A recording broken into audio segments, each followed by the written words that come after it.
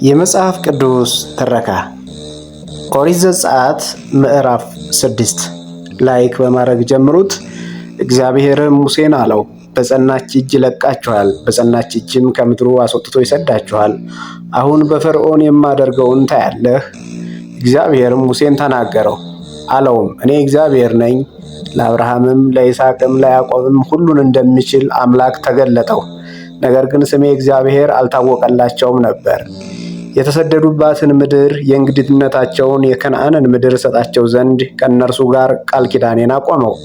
ደግሞም እኔ ግብፃውያን የገዟቸውን የእስራኤል ልጆች ልቅሶ ሰማው፣ ቃል ኪዳንም አሰበው። ስለዚህም ለእስራኤል ልጆች እንዲህ በላቸው፣ እኔ እግዚአብሔር ነኝ። ከግብፃውያን ባርነት አወጣኋችሁ፣ ከተገዥነታችሁም አድናችኋለሁ። በተዘረጋ ክንድ በታላቅ ፍርድ ታደጋችኋለሁ። ለእኔም ሕዝብ እንድትሆኑ እበቀልላችኋለሁ፣ አምላክም ሆናችኋለሁ። እኔም ከግብፃውያን ባርነት ያወጣኋችሁ እግዚአብሔር አምላካችሁ እንደሆነው ታውቃላችሁ። ለአብርሃምና ለይስሐቅ ለያዕቆብ እሰጣት ዘንድ ወደ ማልሁት ምድር አገባችኋለሁ፣ እርሷንም ርስት አድርጌ እሰጣችኋለሁ። እኔ እግዚአብሔር ነኝ። ሙሴም ይህንን ለእስራኤል ልጆች ተናገረ። እነርሱ ግን ከሰውነታቸው መጨነቅ ከከባዱም ሥራ የተነሳ ቃሉን አልሰሙትም። እግዚአብሔርም ሙሴን እንዲህ ብሎ ተናገረው፣ ግባ፣ የእስራኤልን ልጆች ከአገሩ ይለቅቅ ዘንድ ለግብፅ ንጉሥ ለፈርዖን ንገር። ሙሴም በእግዚአብሔር ፊት እነሆ የእስራኤል ልጆች አልሰሙኝም፣ እንዴትስ ፈርዖን ይሰማኛል? ይልቁንም እኔ ከንፈረ ቆላፋ ነኝ ብሎ ተናገረ። እግዚአብሔርም ሙሴንና አሮንን ተናገራቸው። የግብፅ ንጉሥ ፈርዖንም የእስራኤል ልጆች ከግብፅ እንዲያወጣቸው ይነግሩት ዘንድ አዘዛቸው። የአባታቸውም ቤት አለቆች እነዚህ ናቸው። የእስራኤል የበኩር ልጅ ሮቤል ልጆች ሄኖህ፣ ፈሉስ፣ አስሮን፣ ከሪም እነዚህ የሮቤል ወገኖች ናቸው። የስምዖንም ልጆች ይሙኤል፣ ያሚን፣ ኦሃዲ፣ ያኪን፣ ዶሃር የከናናውያኒቱም ልጅ ሳኦል እነዚህ የስምዖን ወገኖች ናቸው። እነዚህ እንደ ወገኖቻቸው የሌዊ ልጆች ስሞች ናቸው። ጌዲሶን፣ ቀናት፣ ሜራር ናቸው። የሌዊም የሕይወት ዘመን 137 ዓመት ነው። የጌዲሶን ልጆች እንደ ወገኖቻቸው ሎቢኒ፣ ሰሜኢ ናቸው። የቀናት ልጆች እንበርም፣ ይስዓር፣ ኬብሮን፣ ኡዝኤል ናቸው። የቀናትም የሕይወት ዘመን 133 ዓመት ነበር።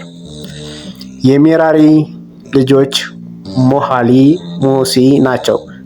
እነዚህ እንደ ትውልዳቸው የሌዊ ወገኖች ናቸው። አንበርምም የአጎቱን ልጅ ዮካብድን አገባ፣ አሮንንና ሙሴን ወለደችለት። የአንበርምም የሕይወት ዘመን 137 ዓመት ነው። የይስዓር ልጆች ቆሬ፣ ናፌግ፣ ዝክሪ ናቸው።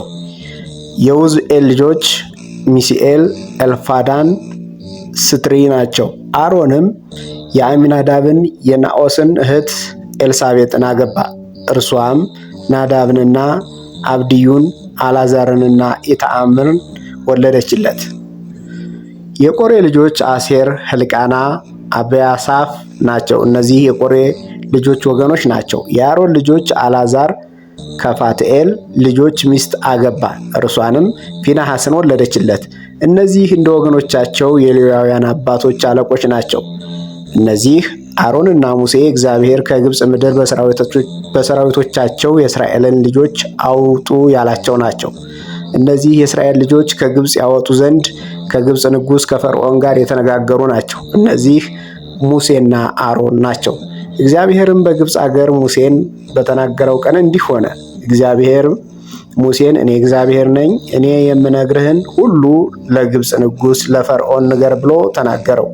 ሙሴም በእግዚአብሔር ፊት እነሆ እኔ ከንፈረ ቆላፋ ነኝ፣ እንዴትስ ፈርዖን ይሰማኛል አለ። የዛሬው ትረካ በዚህ ተጠናቋል። በቀጣይ ክፍል እስከምንገናኝ ድረስ መልካም ቆይታ